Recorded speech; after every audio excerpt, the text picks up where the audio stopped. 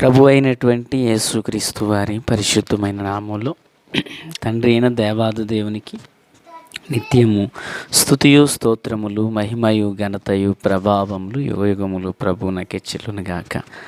ఆత్మీయులారా, బాగున్నారు కదా? దేవుని వాక్యంలో నుంచి ద్వితీయోపదేశకాండం 10వ అధ్యాయం 12 నుండి 22 వరకున్న వచనాలు మనము ధ్యానం చేయవచ్చును. మూలవాక్యమై 13వ వచనం. నీ మేలు కొరకు నేడు నేను నీకు ఆజ్ఞాపించి యెహోవా ఆజ్ఞలను కట్టడలను అనుసరించి నడుచుకొందునను మాటగాక నీ దేవుడైన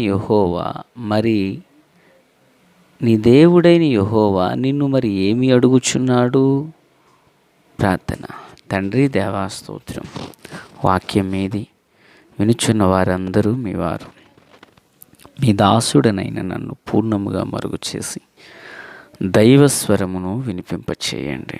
మీరు ఆకడ కొరకు రాజ్యం కొరకు సిద్ధం చేయండి. సియోనులో నుండి మీ కృపా కనికర హస్తం మా అందరికీ తోడయుండును గాక. మేలు చేత నింపమని యేసు నామమున ఆమేన్. ప్రియులారా, బాగున్నారు కదా? ఈ కొద్ది వచనాలలో నుండి కొద్ది మాటలు మనము ధ్యానం చేయబోతున్నాం. సాధారణంగా ఒక మనుషుడు దేవునిని ఎన్నో అడుగుతాడు కదా.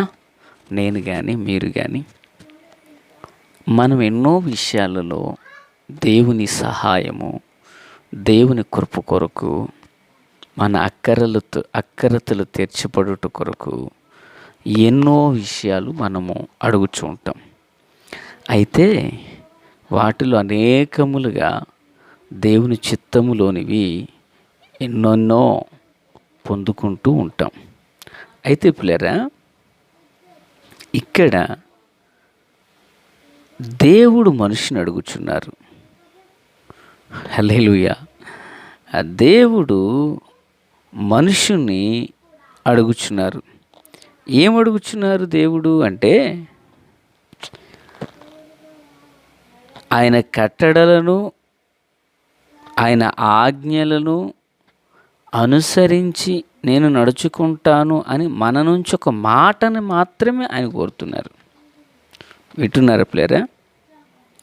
మన నుంచి ప్రభు కోరుకుంటున్నది ఏంటంటే వెండిని బంగారాన్ని కోరటలేదు. మన నుంచి ప్రభు కోరేది ఏంటంటే, అయ్యా తండ్రి, నేను మీ ఆజ్ఞలను కట్టడలను నేను అనుసరించి నడుచుకుంటాను అనే మాట మనము ఆయనకి ఇవ్వాలని కోరుతున్నారు. మానవ దైనందిన జీవితంలో ఎన్నో విషయాలు ప్రభువుని అడిగి ఒక మనుషుడు ప్రభు యొద్ద పొందుకుంటారు. ప్రభువును అడిగి పొందుకుంటారు.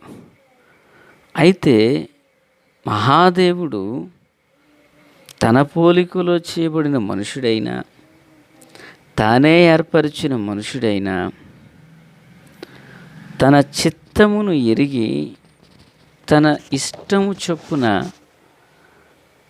నీ ఆజ్ఞలను కట్టడలను నేను అనుసరించి నడుచుకుంటానని మన నుంచి ఒక మాట అడుగుతున్నారు. నిజంగా చూడండి ప్రియరా, దేవుడు ఎంత ప్రేమ కలిగిన దేవుడు. ఒక మనుషుడు ఒక వాహనాన్ని తయారు చేసేటప్పుడు తనకు అనుకూలంగా, తనకు కంఫర్టబుల్గా చేసుకుంటాడు. అవునండి, ఏది చేసినా తనకు అనుకూలంగా చేసుకుంటారు. అది ఆ వ్యక్తికి నష్టాన్ని కలుగజేస్తుంది అనుకుంటే దాన్ని తీసేస్తారు. వింటున్నారా? ఈ మధ్యకాలంలో మరి ఏఐ అనేది బాగా మనం వింటున్న పదం. ఏఐ. కొందరు ఎంప్లాయీస్ అయితే రోడ్డును పడి మరి ఏఐ వచ్చిన తర్వాత మా ఉద్యోగాల్లో కోల్పోతున్నామంటూ బాధపడేవాళ్ళు కొందరు. ఏఐ ద్వారా చాలా పనులు అవుతున్నాయి అనేవారు కూడా కొందరు లేకపోలేదు. అయితే పిల్లరా, ఇప్పుడు గడిచినటువంటి కాలంలో మరి పోపు గారు ఆయన ఉపదేశం ఇస్తూ ఏఐ అనేటువంటిది ప్రపంచానికి నాశనం తెచ్చిపెడుతుంది. ఎంత త్వరగా దీన్ని తీసేస్తే ప్రజల యొక్క మనుగడకు అంత మంచిది. ఇప్పుడు మనుషుడు దాన్ని నియంత్రిస్తున్నాడు, కానీ ఒకరోజు వచ్చేసరికి మనుష్య జాతిని అది నియంత్రించేటువంటి విధానంగా అది మారిపోతుంది. కనుక దాన్ని తీసేయండి అన్నాడు. తీసేస్తే బాగుంటుంది అంటున్నాడు ఆయన. ఆలోచన చేయండి, మనుషుడే దాన్ని తయారు చేశాడు. అది మనుషునికి అనుగుణంగా లేని కారణం చేత ఇప్పుడు దాన్ని ఏమంటున్నారు, తీసేద్దామంటున్నారు. ఒకవేళ అది అందరికీ ఆమోదం అయితే టెక్ కంపెనీల వాళ్ళ ద్వారా దాన్ని తీసేస్తారు కూడా. అంటే తనకి ఉపయోగంగా లేదు కనుక తీసేశారు. ఇప్పుడు దేవుడు అలా చేస్తే అలా చేయలేదు. మనిషిని చేశారు, ఆయన పోలికలో చేశారు, ఆయన స్వరూపాన్ని ఇచ్చారు. అయ్యా నా స్వభావాన్ని కలిగి జీవించండి అన్నారు. అంటే జీవించమన్నప్పుడు జీవించమని కోరినప్పుడు ఆయన పోలికలోనే చేయబడినప్పుడు, ఆయనకి ఇష్టంగానే చేసినప్పుడు, ఆయన చెప్పు జాతల్లోనే ఉండాలి అని ప్రభు కోరలేదు. ఆ మనుషునికి స్వేచ్ఛనిచ్చారు. ఈరోజు నాకు, నీకు, మనందరికీ పిల్లరా దేవుడు స్వేచ్ఛనిచ్చారు. ఈ స్వేచ్ఛాయుతమైన జీవితాన్ని జీవిస్తూ, వింటున్నారా, ఈ స్వేచ్ఛాయుతమైన జీవితాన్ని జీవిస్తూ దేవుని కొరకు మీరు ప్రత్యేకంగా జీవించండి. మీ స్వేచ్ఛతో మీరు బ్రతకండి, కానీ నన్ను నా ఆజ్ఞలను గాయకుండా అని చెప్పారు. దేవుడు ఎంత ప్రేమ కలిగిన దేవుడు అండి! ఎంత ప్రేమ మన మీద ఉందో చూడండి. నేను ఏదైనా ఒకటి తయారు చేస్తే నాకు అనుకూలంగా తయారు చేస్తాను. అది నాకు ఇబ్బందికరంగా మారితే దాన్ని తీసేస్తాను, అంతే కదా. కానీ దేవుడు అలా చేయలేదు పిల్లరా. ఈరోజు దేవుని ఆజ్ఞను అనుసరించి నడుచుకునేవారు ఎంతమంది, దాన్ని ధిక్కరించేవారు ఎంతమంది. నడుస్తున్నామని చెప్పుకునే వాళ్ళు కొందరు, నడవనోళ్ళు కొందరు, ఇది కొద్ది గొప్ప అనుసరించి మొత్తం అంతా అనుసరించేస్తానని చెప్పుకునేవాళ్ళు మరికొందరు. 100% ప్రభు కోరినట్లుగా జీవించేటువంటి వారు జస్ట్ కేవలం అత్యంత స్వల్ప జనం పిల్లరా. అయితే దేవుడు అయినను తన యొక్క కృపను వెల్లడిపరిచి తన ప్రేమను వ్యక్తం చేయొచ్చు. ప్రభు చెప్పిన మాట ఏంటంటే అయ్యా నా ఆజ్ఞలను కట్టడలను అనుసరించి నడుచుకుంటానని ఒక్క మాటే కదా నేను కోరింది, మాట ఇవ్వలేవా? మనుషుడు ఏం చేశాడు తెలిసే పిల్లరా, మాట కూడా ఇవ్వలేదు. మాట ఇవ్వడానికి కూడా అతడు అంగీకరించట్లేదు. ఇశ్రాయేలు వినుము, నీ దేవుడైన యెహోవా అద్వితీయుడగు యెహోవా, పూర్ణ హృదయంతో పూర్ణ ఆత్మతో నీ దేవుడైన యెహోవాను ప్రేమించండి ప్రభు వారు చెప్పినప్పటికీ ప్రభు మాట విని దాన్ని ప్రక్కన పెట్టేవానిగా ఆది తండ్రి అయిన ఆదాము మొదలుకుని పిల్లరా నేటి వరకు సమాజంలో సాగుతూనే ఉంది. అయిన తండ్రి ఈ మనుష్యుడు నాకు ఉపయోగకరంగా లేడు అని మనుషుని తుడిచిపెట్టలేదు. నోవహు కాలంలో ఏ నిబంధన అయితే ప్రభు చేశారో ఆ నిబంధనకు తండ్రి బద్ధుడునై ఉన్నారు. ఆమేన్. బద్ధుడునై ఉన్నారు. ఉండి తన కార్యమును సఫలపరచుచూనే ఉన్నారు. దేవునికి స్తోత్రం.